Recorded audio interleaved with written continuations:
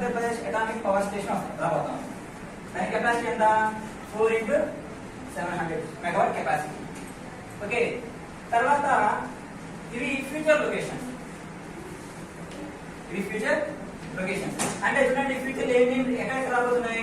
హరిపూర్ లో 6, తర్వాత పొవ్వాడ్లో 6, తర్వాత జైతాపూర్ లో కొత్తవి ఇక్కడ మళ్ళీ 6, తర్వాత ఛాయా మిత్రులది ఇది గుజరాత్ ఇక్కడేంటి మళ్ళా